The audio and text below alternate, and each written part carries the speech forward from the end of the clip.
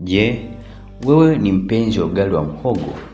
Katika maeneo mengi ya Tanzania, ugali wa muhogo ni chakula kinachopendwa sana na hutumiwa pamoja na mboga, samaki, maharage, nyama au dagaa. Watu wengi wanaopenda kwa sababu una ladha ya kipekee, hushibisha na ni sehemu ya chakula cha asili katika jamii mbalimbali. Lakini swali muhimu ni hili: nini kinaweza kutokea ukila ugali wa muhogo kila siku? Je, una faida kwa mwili au unaweza kuwa na madhara? Katika video hii tutazungumza kwa undani mabadiliko yanayoweza kutokea mwilini, faida zinazoweza kupatikana, tahadhari muhimu na jinsi bora ya kula ugali wa muhogo kama sehemu ya lishe yenye afya. Hakikisha unatazama video hii hadi mwisho kwa sababu kuna jambo muhimu sana ambalo watu wengi hawajui kuhusu kula muhogo mara kwa mara. Kama unapenda mada za afya, ni kuombe bonyeza alama subscribe kisha kengele pembeni yake. Mwili wako unaweza kupata nishati. Muhogo ni chanzo kikubwa cha wanga, yani carbohydrate. Wanga ndiyo moja ya vyanzo vikuu vya nishati mwilini. Unapokula ugali wa muhogo, mwili huvunja sehemu kubwa ya wanga na kutumia kama chanzo cha nishati kwa shughuli mbalimbali. Hii inaweza kusaidia kufanya kazi za kila siku, kutembea na kufanya mazoezi, kufanya kazi nzito zinazohitaji nguvu, kusaidia ubongo na misuli kupata nishati. Kwa hiyo, kwa mtu anayefanya kazi zinazotumia nguvu nyingi, ugali wa muhogo unaweza kuwa sehemu muhimu ya mlo wa kupata nishati. Lakini kumbuka, nishati inayozidi mahitaji ya mwili inaweza kuhifadhiwa. Hivyo, kiasi unachokula bado ni muhimu. Namba 2, unaweza kujisikia umeshiba. Ugali wa muhogo ni chakula kinachoweza kushibisha, hasa unapokula sehemu inayokutosha pamoja na vyakula vingine vya mlo kamili. Hali ya kushiba inaweza kusaidia kupunguza tabia ya kutafuta vitafunwa mara kwa mara. Lakini kuna siri moja muhimu sana hapa. Kushiba pekee hakumaanishi kwamba mwili umepata virutubisho vyote muhimu. Unaweza kula ugali mwingi na kushiba sana, lakini kama mlo wako hauna protini, mboga, matunda na vyakula vingine, mwili unaweza kukosa baadhi ya virutubisho muhimu. Ndiyo maana ugali wa muhogo unapaswa kuwa sehemu ya mlo, si chakula pekee cha kutegemea kila siku. Namba 3, ubongo na misuli hupata chanzo cha nishati. Mwili hutumia glucose inayotokana na chakula kama chanzo muhimu cha nishati. Kwa kuwa muhogo una wanga kwa kiasi kikubwa, unaweza kuchangia upatikanaji wa nishati kwa ubongo, misuli, mfumo wa mwili unaohitaji nguvu na kufanya kazi. Hata hivyo, kasi na kiwango cha kupanda kwa sukari baada ya kula hutegemea mambo mbalimbali kama kiasi cha ugali kinacholiwa, jinsi muhogo unavyoandaliwa na vyakula vingine vinavyoliwa pamoja na muhogo. Mwili wa mtu ni tofauti na mwili wa mtu mwingine. Kwa hiyo, kula sahani kubwa sana ya ugali wa muhogo peke yake sio wazo bora kwa kila mtu. Namba 4, ukichanganya na mboga, mlo wako unaweza kuwa bora zaidi. Hapa ndipo siri ya afya ilipo.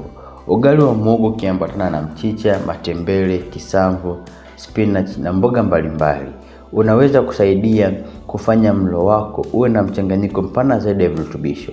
Mboga zinaweza kuongeza vitamini, madini, nyuzi pamoja na virutubisho vingine muhimu. Kwa hiyo, badala ya kula ugali wa muhogo pekee, jaribu kuhakikisha unachanganya sahani na mboga za kutosha. Namba 5, ukiongeza protini mwilini unaweza kunufaika zaidi.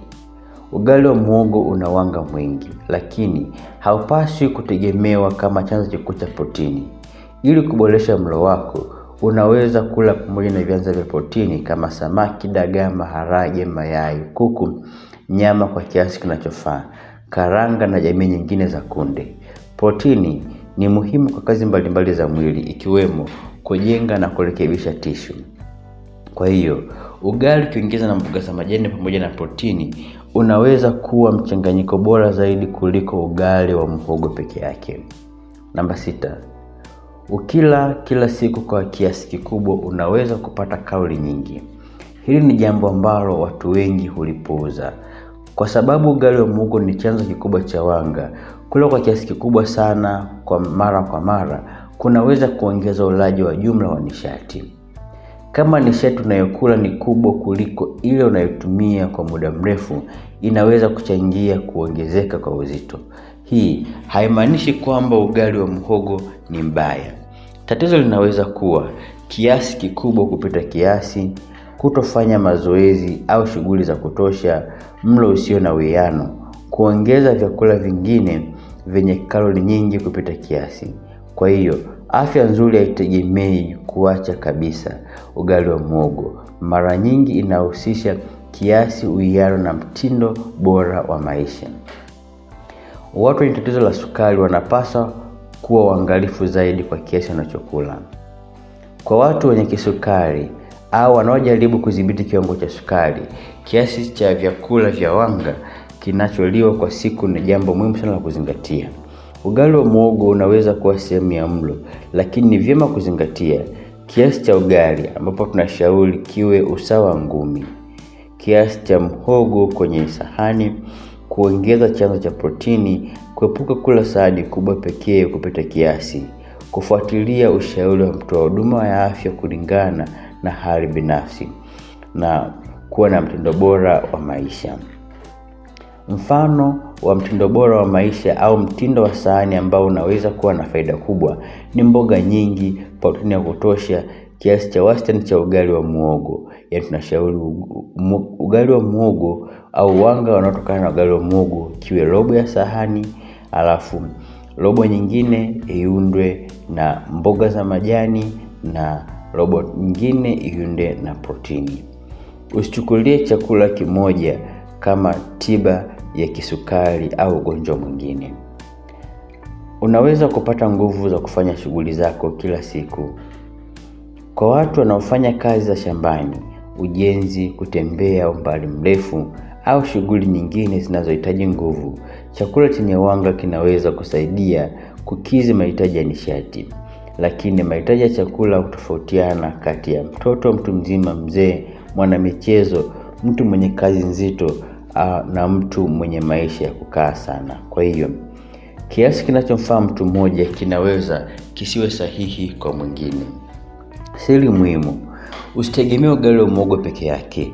Hili ndilo jambo muhimu zaidi katika video hii. Kama utakula ugali wa muhogo kila siku lakini chakula chako kingine hakina mchanganyiko kutosha, unaweza kukosa baadhi ya virutubisho muhimu. Mwili unahitaji zaidi ya wanga pekee. Unahitaji pia protini, vitamini, madini, mafuta, matunda na mboga, maji ya kutosha. Kwa hiyo, hata kama unapenda sana ugali wa muhogo, badilisha aina ya vyakula unavyokula na kuhakikisha mlo wako ni bora zaidi. Muhogo lazima uandaliwe kwa usahihi. Hii ni tahadhari muhimu sana. Muhogo mbichi unaweza kuwa na virutubisho asilia vinavyoweza kutoa cyanide ikiwa hajaandaliwa vizuri. Ndiyo maana ni muhimu kutumia muhogo uliosindikwa na kupikwa kwa maji. Hakikisha muhogo unatoka katika chanzo sahihi kinachoaminika, lakini pia unaandaliwa kwa njia sahihi. Unga muhogo lazima utayarishwe kwa njia sahihi na kupikwa vizuri. Usitumie muhogo wenye ladha kali isiyo ya kawaida au unaotiliwa shaka kuhusu salama wake. Jinsi ya kula ugali wa muhogo.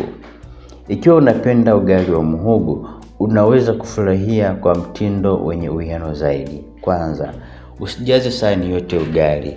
Weka kiasi kinachofaa kulingana na mahitaji yako ya nishati. Ongeza mboga. Jaribu kuwa na sehemu nzuri ya mboga kwenye mlo. Weka protini kama samaki, maharage, dagaa, mayai na chanzo kingine cha protini kinachoweza kuboresha mlo. Kunywa maji ya kutosha. Maji ni muhimu kwa afya na kazi mbalimbali. Fanya mazoezi kama kutembea, shughuli nyingine za mwili na kusaidia afya kwa jumla. Badilisha vyakula vya msingi. Usitegemee aina moja ya chakula kila siku. Unaweza kubadilisha kati ya vyakula mbalimbali kulingana na upatikanaji na mahitaji yako. Kwa ujumla, kula ugali wa muhogo kila siku kunaweza kukupa nishati na kusaidia kushiba, lakini afya yako inategemea zaidi kiasi unachokula na aina ya vyakula unavyochanganya navyo. Ugali wa muhogo unaweza kuwa sehemu ya chakula chenye afya, lakini kumbuka kanuni hii muhimu: Ugali pekee yake hautoshi. Mwili unahitaji mlo wenye uwiano.